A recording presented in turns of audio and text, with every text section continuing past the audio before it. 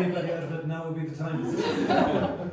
So we have 6 medics. So we have and 2 nurses. Let me just check that or correct that again. So a total of 6 medics, 2 nurses. We have a first aider and the Red Cross. So at the finish area, we have 2 medics, 2 nurses, 2 ambulances. One is private and one is the Red Cross. We have another ambulance at Cathedral, another one at Devon Park, and then we have medics scattered throughout the course. In case anybody, Brian McNichol is going to be based in Devon Park, so he's one of the medics. He's also going to be on a bike. So just for convenience with traffic and sheer volume of runners, because we've got a large entry this year, he'll be able to kind of quickly get to somewhere. So if you all just have a look at the map, so what I've done this year is we thought the kilometre markers is actually a little bit too far, particularly if there's an emergency. So that's why I've written in, we'd say 0.5 at the Spanish Arch, 1.5 at Mary Street, and so on. So if there's an incident, if it's just one of the regular volunteers, if they can contact the area volunteer to say, this is what's happening. If it's something very minor, anything you can handle yourselves, like somebody falls and scratches their knee, fine. If it's more something you need, if it needs dressing, first aid or anything else, just ring the number on the bottom. So Emer will be answering that phone. So she'll take the details, and if necessary, we can send somebody over to whoever it is that needs help. The medics and nurses and first aid have a different number. It's purely just to triage it so that we're not, over the last 2 years, it was quite difficult between walkie-talkies and phones where you're getting a whole lot of calls in together, and just trying to actually decipher what was being said, where they were, and to sort of send an ambulance out there. So we've kind of triaged it a little bit, just to make it easier for people all around. So we'd say, for example, if somebody is at opposite the hospital at 2.5k, so if the area volunteer says, look, we have an incident at 2.5k, they contact the number on the bottom. We will get help out there ASAP, but it means that it's much quicker to get somebody out, or to get somebody help in an emergency by subdividing it into basically every 0.5k. So it's we're trying to make it more efficient that way. So thankfully, most of the time it's minor stuff. The other interesting thing is it's not just runners. Like you have spectators and you have kids. Like, to give an example, last year there was a woman cheering on her daughter on the side of the path, fell over right onto her face, fractured her nose, blood all over the place. It's not just the runners. But anyway, look, if they need help, we're quite happy to send somebody out and help them out with it. So I'm just trying to keep it simple. So if there's any comments or questions. Here, just one question. Yeah. And this is, funny if Vincent and myself were just talking about the cycling out in Connemara. And there was a major incident there this year where a man passed away. And just in terms of if we encounter, or if anybody in the room encounters a major incident where somebody has a heart attack or seems to have a heart attack, is there different protocols for that? I mean, in that particular case, the road had to be closed and all that stuff. Basically we'd have to obviously get somebody out ASAP. If any volunteers are familiar with first aid, first thing you do is chest compressions above anything else, and you keep compressing until some ambulance arrives. That's the first thing. Certainly we can look at, I think the difference in a cycling thing is because you have cyclists going by at speed, runners can be easily diverted around the area. And I suppose it depends where it is. You can kind of make it as private, how would you say, so you're not having people gawking at the incident, I suppose, as well. So again, actually, just wonder whether we might try and make an inventory of the defibrillators that are adjacent to the So court. all the ambulances have a defib. So should we just ignore if there was one kind of, I don't know if there are any public ones, should we just ignore that and just try and call someone in and just leave? If there's a defib that's obviously there and you're, yeah, just use it. Okay, quick- so quicker I than might just have a look around where I am and see if there's one. There Yeah. might be one in the cathedral. Actually, that's a good point. Later Is there like a map of where the defib? So let, The But legend, then accessing them, like, I Would- wonder would- would it be easier just, it probably is easy to call them, but if they get Just- volunteers, you can maybe send one together. yeah, you could send one So, to get it. Let's see if yeah, we can but get it, we might try and draw up just a quick list of where they That- are. That Adjacent. might be another phone call, like they're quite often there, or that's another WhatsApp group for somebody to get down to get the code, to get into them It to. might be, but. Yeah. We might make a list of them. But Yeah. Yeah, no, that's a good we'll take idea that to one because side. We'll take that to one side. some of them just will have the code written up on them. Yeah. 1, 2, 3. Some of them do, yeah. that's a walking distance. But no, it's It's worth not having it rural, and for it's- future years. Pardon? It's not rural. But the most important thing above anything is if somebody got big collapses and they're gone, chest compressions straight away, and you keep pressing until help arrives. But can go back to comment, so even if it's serious, so it's still, the area leader still rings this number, Yes. not, so we're not ringing 999 no matter what happens? No, Okay. no ring, because I think it just gets us too many things. Yeah. The other problem is that somebody on the side of the road watching the street or watching the race, which has happened before, Yeah, will ring 999, and an ambulance comes and says, "What's going Yeah. on?" And I have no idea because they haven't been done put through me.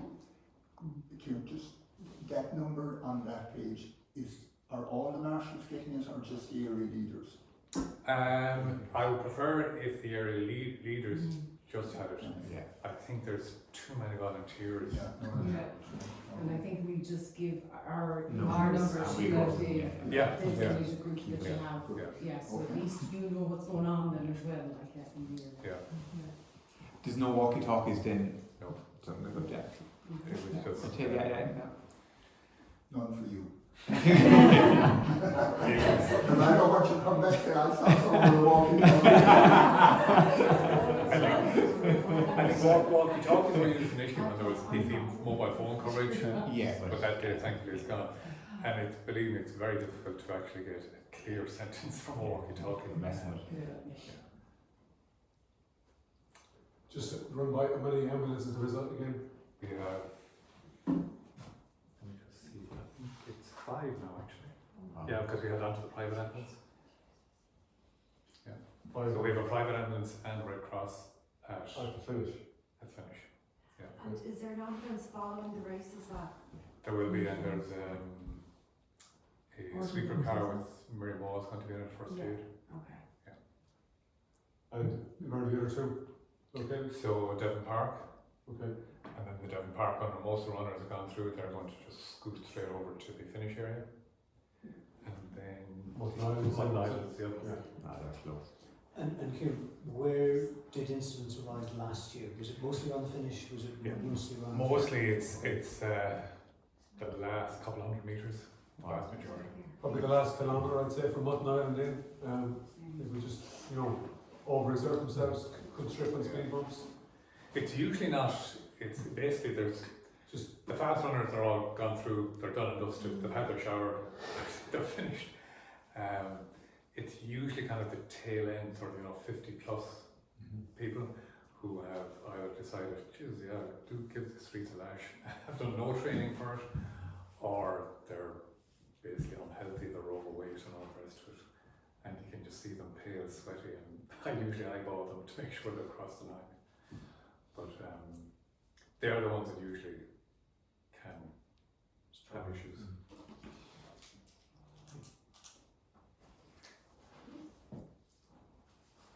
So please God, we'll have no, generally we've been very okay. Yeah, and there was water at 5k, obviously there's water on the finish line as well, which did you notice that people are extremely knackered at the finish line? I know a lot of people are going from 40 minutes onwards, so we're just trying at the finish, we're just trying to move people on towards the water rather than clogging up the finish line. There's bottlenecks potentially. I think the two areas I see as the biggest risk areas are the start lines where with 3,500 entries, we're going to probably have 3,000 there at the start lines, we're going to have about 20 people managing that.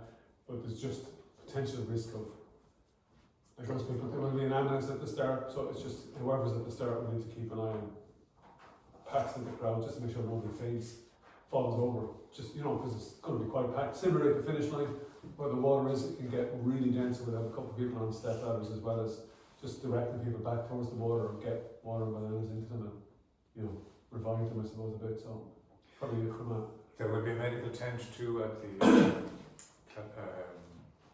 gable end of the Cladderbowl. So I have camp chairs and 2 beds in there as well. Actually, speaking of which, medical tent. It's on the way. So tomorrow at your house. Tomorrow. I know, I might end up with a pop-up tent No, rather it's- than have one in the shed. It's Okay, any other questions? Just one point, going back to the van you mentioned, the Mary Moore will be in, just so people know it's going to have a race in progress sign on the back, but that is the tail van. We don't know if we've always had a tail vehicle, and sometimes there's a bit of confusion as to when the race has gone by. So that van is the definition of, you know, marshals can now leave because we've open to traffic and whatever else.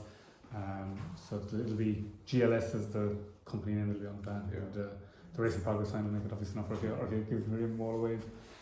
But that's how we'll know that the last runner / walker is going by. just quickly, thanks for everybody here for stepping up, and obviously some people have been here for a long time on the committee as well. Just the race itself will start at 7 on the nose, so Eamon O'Donnell will start with going. Myself and Brian O'Connor will be in the lead car. Ahead of us will probably be the Garda Jeep, Brian, I think. Well, we'll see, but there'll be 5 motorbikes that will lead it out, basically blow the crowd out of it, and a couple of bike marches as well. And that progress probably, you know, will obviously be sirens or whatever, so you'll hear it coming. And, you know, the leaders will be basically in by 7:23. You know, between 7:23 and probably 8:30, the last person will be back, so that's the kind of time frame, I suppose. So it's quite a long window at the finish kind of line. So at the back of the race, several years ago we didn't have a lead car. We found that cars were driving into the back of the race, which is really dangerous. So we have a tail car there now, and we also have the motorbikes sweeping around the course. We probably need our own bikes as well, just sweep around as well, because you wouldn't want to have a clutch in the back vehicle, because it'll be, you know, it's 4 to 5k an hour. It's a couple of the lads here at the back, the young fellas have been in the back car. It's tedious enough, you know, so, but it's vital where everybody, no matter who they are, first or last, gets around in one piece and gets around safe. That's the kind of key thing. And, like, you know, it's everyone here who's kind of helping out that makes it happen, I suppose, you know, so thanks. I know the notices have gone out everywhere.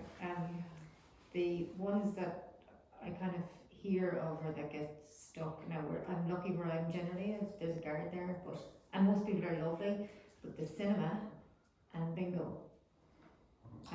The cinema knows, do they? The so cinema Cora in has done, Saltillo. so Cora and Martina have done probably 500 houses and businesses around the place, and they'll be done again between Friday and Saturday. Cora's emailed everybody. Yeah. And rang them up or contacted them. So there's going to be, Yeah. unfortunately, I know there will be people, but yeah. people are going to get, you know, it's just, you know, that's why we try to have 2 marshals and everything, because just to defuse it a little bit and try and hold it, you know. But I know most people are. there's always going to be 1 or 2. There's always 1 or 2. There's going to be 5 or 6 incidents, medical, of Yeah. nature, no matter what way it is. There's going to be 5 or 6. Statistically, there's usually, well, actually, usually a bit more. You know, Statistically. But I suppose just for the area marshals, the thing is to say again, if there's an incident, say, look, we have an incident at, and just go by the nearest marker if you're not sure of, like, rather than saying, oh, it's halfway between Gourmet Tart and something, just say, look, it's nearest the 2.5k mark. That's, I suppose, 2 things. One is we're trying to do a bit more of the off-route junctions, you know, to prevent people from getting stuck, say, at Cook's Corners or where they can't turn on. But the second thing, I suppose, is I'm certainly more conscious of the cinema thought of bingo, but is to try to maybe have your own thoughts as to say, okay, here's my response. It is, so for example, for the bingo where you are, the closest you can get to is probably where Dr. Cole and Grattan Road, that junction. They say the person drive, could you drive now if, like, I don't want to stereotype people who play bingo, but I just leave that there. But you know, you might say to them that's as close as you can get to bingo. The cinema is obviously a harder, you know, but And they're fine, they're generally fine, but it's just. Are they- And I think we need to harp on about, this is its 39th year in a row that we're doing it, like, so it's so good. Yeah, just kind of reiterate that it happens, because I was thinking that, because you need to have a line to sell, like, do you know what I mean?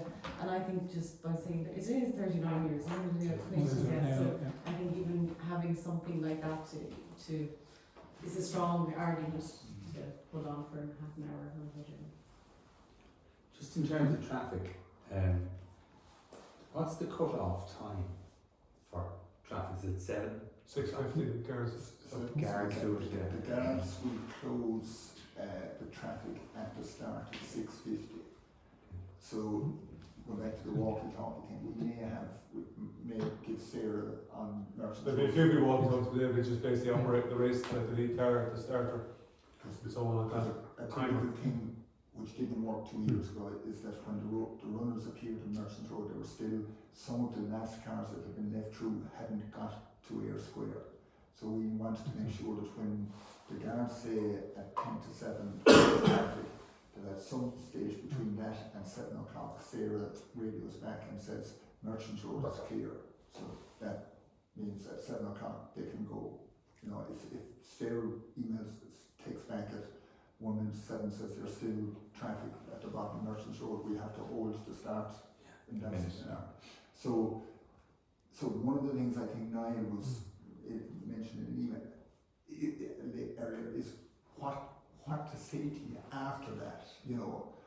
I mean, like it's clear what to say at the beginning of the race, but like when does a person say out on, you know, lower South Hill say I now need to put up my barrier, you know, and It's a difficult one. I mean, the reason I brought it up was that a couple of years ago I was stationed at the town hall, and what happened was whoever was up around, I think it was the hospital, because the race wasn't coming close to them at 6:50 or whatever it is, decided to let some traffic through, a fair bit of traffic through. The traffic came down, and of course traffic took its time coming down, so they did close the road before 7 o'clock, but that was too late, and you had a big backlog of traffic stuck on the bridge, and that became a problem. It didn't become a big problem, but it was a problem. So you have to stop, like, no, even though you think you're there, oh well, the race is not going to be here for another while yet, you still have to stop the traffic, because you don't know where that traffic is going to go once you let it through. Don't let it back on the course, I think is the key. That's it. I was just going to say, when you're out at Salt Hill or somewhere like that, like in the middle of town, it's usually stop or not stop because the traffic doesn't have a choice. But if you're out in Salt Hill, you can often say at 7 o'clock, you can say, well, you can drive that way, but you can't drive that way. But communicating that to your marshals is tricky because in the abstract, if you say to somebody, let the traffic go the same direction as the race, somebody's never marshaled before is looking at you like you've got two heads.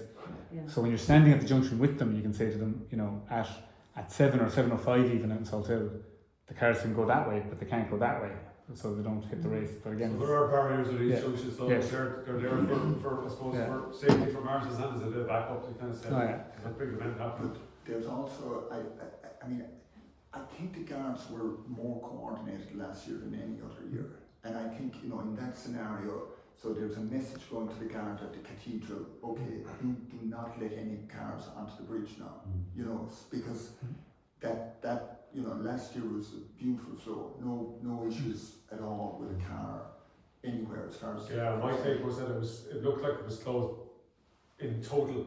I think so. It wasn't Brian, No. on the cathedral, because I was on the bridge there, it was after 7 Okay. when the guard stopped the traffic, and he was great. One guard counts for a lot, to be fair. Particularly towards the end of the race. But what we did is we cleared the bridge into Woodkey. Run back. And so and we said you can get wherever you want if you go that way. We didn't Yeah. necessarily mean it. They got into the Woodkey, and that cleared it. And so just being ready to, as soon as the 3-4 minutes away, you can clear it down that way. And everyone will have that's the safe way to get the cars at the last minute. you know. But I think it's also a good idea to coordinate with your team leader either side of your junctions. Yeah. Because we did that last year, Vincent, which worked really well at the cathedral. But I Oh, think yeah, that's to really link it. that's really important. To know Yeah, who's there. to make sure that you're coordinated. Sure, yeah. Yeah. Yeah, because last year we say at the top of Fair Square, the guards still weren't there at 6:59, but we had a decision made, we knew to go out ourselves, and they came, but then the traffic was coming down Air Square, then they asked could we send a marshal up to the roundabout Yeah, and redirect them up Prospect Hill, and then that worked absolutely brilliant. yeah, so, Because they were coming down towards us and waiting, yeah. a little bit of impatience, but then once we sent up someone, perfect, they We've were two people up there. Yeah. that worked at absolute treat last year. That early part of the course, that first couple of kilometres, when you think about it, it's only 6 minutes before they come through. Yeah.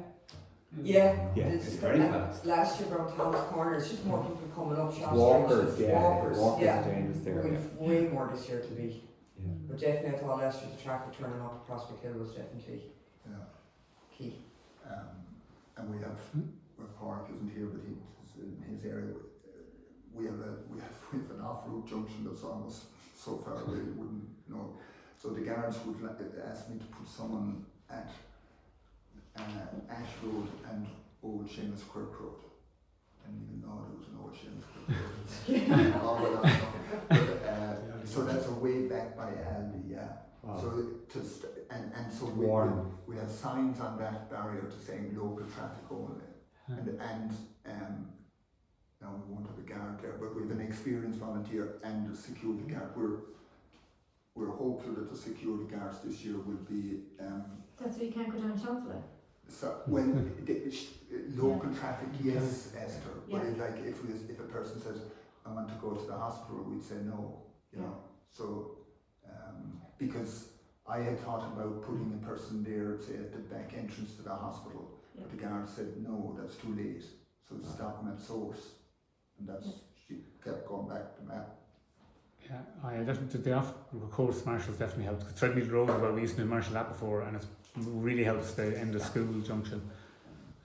But the other thing to note on that is myself and Brendan will be out putting barriers on all the junctions. So when as an area leader you get to your area, there should be at least one barrier at every junction, and a lot of them will have race in progress signs.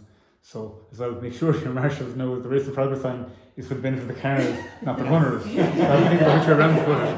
And but that also means that it looks a bit more official, which means you get a little bit more patience from people because they say, "Oh, this is something. This isn't just 3 people closing the road for something."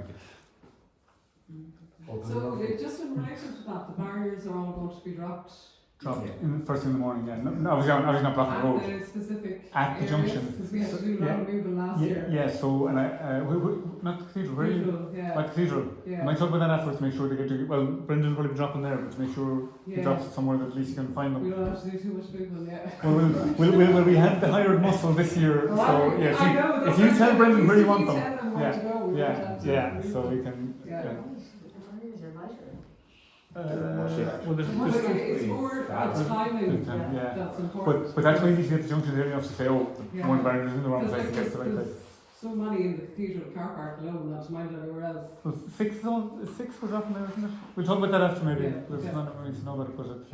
And just which is obviously busy spots. The Air Square is going to be very busy. We have a security guard there as well, just in case there's any aggro from. There's a 7:25 train that's trying to actually check and that causes problems. People trying to cross Air Square to get down to the train. Oh, So it's the simple things. Last year and again this year, so Ian Road Aaron are sending a text I guess to everyone on that train. Wow. Yeah. It's mad, like the little things. I know. Yeah, I mean there's other things like obviously there's a couple of games at Pier Stadium, so that they will be able to have to work around them, I think, in terms of traffic. But obviously, and I think it's massive for it to have 7 in the cathedral. Stop that traffic at the stadium. so there's things like that we'll obviously put more barriers out to manage To get people. the flow and direct it. So it's just it's big events on certain parts. Yeah, so there's a mass in St. Joseph's, which is a little bit of an issue. So again, with people off the route at the church. Just as about 3 And there's not enough. I mean, if you come from the west to go to that mass, And you're told, well, why don't you go back into town for a while? Yeah, that's not too many Look, ways out of there. But it's better than saying that you can go up to where Presentation Road meets Newcastle But and no, stuff. yeah, no. So just briefly, if any of you have particular questions on what I sent you earlier, you can raise them now, or you can let us know in an email later. But my plan is tomorrow morning to send out a series of emails to you and your particular set of marshals. And for GDPR reasons, I will only put, I'll send you a particular email and I'll send the marshals a much more limited email. I'm not sending the marshals the contact details of all their fellow marshals. Yes. And we're in a good position with marshals, so we know there's going to be dropouts. So the list you get tomorrow won't be the same as you'll have Saturday. But one thing I suppose we have more this year, especially what I call the non-Moycullen people. We have phone numbers for almost all of them because most people have signed up through Google Forms, and that I think makes it a little bit easier if you want to form a WhatsApp group beforehand, as opposed to as you're walking out to Salt Hill on a windy day and saying, "What's that number again?" Yeah. So you might do that, and then you could say to them, "Look, do you mind your name being on a WhatsApp group?" If they say, "I do." Very briefly, I just did a quick Google. Defibrillators close enough to the route. The area leader might want to write this down, or I can send you a screenshot of it or something. Yeah. So there is one in Main Guard Street at the Claddagh Credit Union. Now I don't know, is that inside or outside the building? It's outside. Okay. The Porter Shed and Bowling Green, that would be close enough to Mary Street. The top of Eyre Square at the Tourist Information Office, the little hut. Galway Cathedral. And very close by Children's Park on the University Road, just slightly down from that.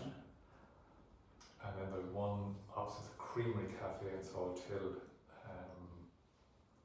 where the toilets are there. So opposite the Creamery Cafe, there's a toilet and there's a defib there as well. There's the one in Prairie, that's pretty good.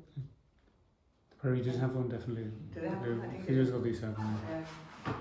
But they're the ones that are kind of en route. There are other ones, but they're Thanks for that. Or the Neshland as well. Yeah.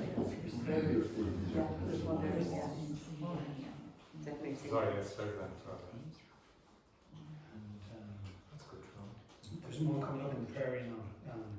Well, it got I think it's stolen new enough once though. the other place. I think that's new enough. Yeah. Okay. You know, the South Park, is it? There isn't one there. So. No, No one's showing up on the map anymore.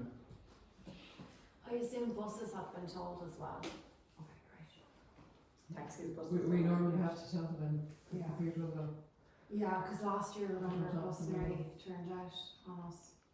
I mean, the buses, the park, beside the cathedral, picking up the commercial buses, not the No, city buses. Sarah. Yeah? Yeah, Oh, okay. Brian was in the lead car, he had to roar at it. Where was that? Oh, you don't remember? You had your megaphone. Okay. Yeah, but they have been, like, again, she's been down to all the offices. And Yeah, no, I yeah, just. But yeah, the commercial ones don't generally know what cathedral, we have to go and tell them. What time are you asking the marshals to come on Saturday, Brendan? 5. So and that'll be clear tomorrow. So the last couple of years we had this kind of a meeting at 4:30 for new marshals. So I'm scrapping that this year. So we meet at 5. We have 5 or 6 people with clipboards with the names of our marshals, and like we've done for the last couple of years. So you walk into Claddagh Hall and you see say Town Hall and Ronan, and the marshals should go to that place. We've scrapped this idea of area numbers because no one could ever remember them. So so the obviously important thing is for you all to meet the marshals, you, for example, are in, there's maybe four areas at the end. You'd be around the back of the Claddagh. So there's a changing room there where we have briefing and give that for four areas. I'll do the briefing in the main hall, and Catherine and three of the area leaders will have their briefing at Pierce Stadium. Oh, yeah. And look, it'll be simple and But it's also, you said 5 o'clock, it's 5 o'clock at Pierce Stadium as well, is it? 5:45. 5:45 Pierce Stadium. And Kieran will be in the hall, so for, there's obviously lots of area leaders who aren't here, but for anyone who has particular questions, Can I collect the stuff for my area Yeah. the night before, Yeah. so the Friday night, Yeah. and I'll get it for my 3 other marshals. Sure, yeah, And then it just means I don't have to worry about getting to Connacht. yeah. The Saltaire briefing, is that Catherine? Who's doing that? Yeah, Catherine and Claire, John Locke, and John Moran, we Yeah. just have to coordinate. yeah, and I don't know, did Grania get back to you? Oh, sorry, no, that's no, sure. No, oh yeah. So what we like is, so Grania Nahulakan is a doctor Brilliant, okay. stationed at Pierce Stadium. Okay, And what we've suggested there is that she be at the briefing as well. okay. So I've texted her there, but she hasn't got back. Niall went through it with me yesterday anyway. Yeah, actually, and on that, it was interesting for me as well to look at the junctions. It's worth, if you've got an area that you haven't done before, have a look at a map and figure out, Yeah. if the car comes up there, is it a cul-de-sac, can a car get back, because it's amazing, even near where you live, you could be looking at a road saying, gee, I never really thought about what's up there, or whether there might be 5 houses or 25 houses, and it makes a difference to the chances of a car coming out. So it's worth eyeballing your area beforehand and figuring out, because we've junctions out there in Salt Hill where somebody can arrive and they've already been turned away from 3 other junctions. They've been told you can't go lose the race, and they turn around and go back. And so it's good for the marshal to be aware that they need to be even more apologetic because the person has already been, and they always say the previous marshal gave you terrible instructions because the previous marshal sent it the wrong way. And that might be true or not, it depends on how much communication there is between the marshal and the person looking for directions. But it is worth looking at the map to just have a good idea of the escape routes. Yeah, so one of the things we're doing this year, so last year for the first time we had a mark with a junction at White Strand Road and Father Griffin Road to turn people away from going out to South Hill, but that didn't really work. So this year we're pushing that back to the intersection of Father Griffin Road and Father Griffin Avenue, and a guard is going to be there. And that guard is going to say to people who are going out to South Hill, okay, if you're local traffic, okay, but if not, and the message then is go up to Sea Road, turn right into Sea Road, and do whatever you can after. Because if we say turn right and go up to Taylor's Hill, you can't see there saying Last year we put 2 people down at that other junction before, so I'm at the Maxwell station yeah, by the Clyde Palace. Yeah. I'm at the Maxwell station there. So the year before that was very busy, so people were fine, but it was busy. And last year then we put 2 people down at the junction that you're talking about down further, and that was messy, I think. right. And I think my problem was that I put 2 people down there, we put 2 people down there that didn't know the area. Yeah. Right. So that made it Yeah. probably worse. Yeah. That's where the guards So- come in this year, is it? Well, Further back. they're further back again. They're So it probably should have been me that went down there rather than, but then I didn't leave the 2 people I sent down weren't, I'm just looking. didn't know the area. I didn't think it would be as bad as it was, Yeah. but Well, what one did you have seen in the file? I have yes for experience, and you're lucky this year, as all of your people are experienced, including, and a lot of the time, I keep people in the same place as last year, so. the only people that we kind of threw maybe to scoot up were the other people I think we got caught with were carers last year. So carers going around to things, but they could home help. Right. Home help. Sure. But there's a certain point you have to stop. You stop them, but they could go across and get up Taylor's Hill. Sure. But you'd have to phone Jim and say, just make sure this person goes up Taylor's Hill Right. and doesn't go anywhere Yeah, else, sure. you know, when they Yeah, get to your yeah, junction. right.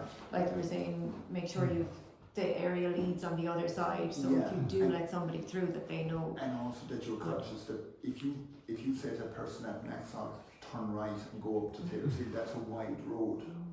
You know, so Yeah. a car could go up and left, get out, go left to Taylor's Hill without, you know, the chance that something awful happened. Yeah, Whereas, like, and there's a point you can't let there anybody, are but there are places where you can't do that. But, that junction off our junction, like that, it was away from the Yeah. route, but that junction was busier than the junction on the route. Are we quite lucky with the stadium that there's only one game on at 4:15? Yeah, It's that's a hurling weekend, not football. Yeah, but it's on the prairie at 6, there's a hurling game. Oh, Yeah, it's a so- hurling prayer at 6 Yeah. o'clock. yeah, the So they'll be prairie. coming out of that They're game, coming and then out another of game, yeah. so. Yeah, so the Prairie though will not be anything like the size Yeah, of the yeah, Pure Stadium match. Totally, And yeah. No, and it's not. further Still away. only and when I contacted the coaches down there, they knew all about it, Yeah. and Yeah. all they wanted was an entry to the race. So Cora's done a very good job of advertising in general. The coach and I don't know what his last name is, but anyway, they knew. So and the referee knew, and the county board had told them. So it was Yeah. within the GA, it's been well publicised. So Well, we'll turn up that side anyway. Like. They won't come near you. and Yeah, actually, we'll the, go up the side of the stadium. the Prairie like the stadium front gate is on the course, but the Prairie Yeah. entrance Yeah. is not on the Far. course. Yeah. So I don't Just know. where it's the away. park. Yeah. Yeah, well, I do think on the Dr. Mannix we'll have one or two people walking up and down trying to It watch goes it. the other way, like we're parking, they can park it first. And Dr. Mannix Road. I added someone to the car park at Skull End. Oh, yeah, they're not using that car park though. That gate will be closed because Yeah. the Pure Stadium match will be over. Okay. They'll Yeah, have that's left. on at 4:15. Yeah, Yeah. that gate I It's expect my to close. cousin Maureen's, Yeah. which helps us Get the marshals. Yeah. with a few Yeah. people who are staying. And for the day play this weekend in as well. Because of the man. Yeah. What's So, They might not actually, yeah. because pitch and everything's closed now, like. Right, Which yeah, is, no, yeah, it's so I'm not it's gonna down follow to see the Saving, yeah. Yeah. And Don Conlon died 2 days ago. Yeah. And he He was senior coach for 5 years, so. Actually, went in, they went into a thank him here yesterday. Yeah, Did you see that? yeah. They went in, and the roundabout just kind of went round and back out. Yeah. Because he had coached the university. University, yeah. Davidson, There's yeah. a few people there. He played actually, did he? He was. He played as well. That's right. Yeah. Strong lost competition. Yeah. He's from there originally, yeah. Okay, so we're good. Yeah.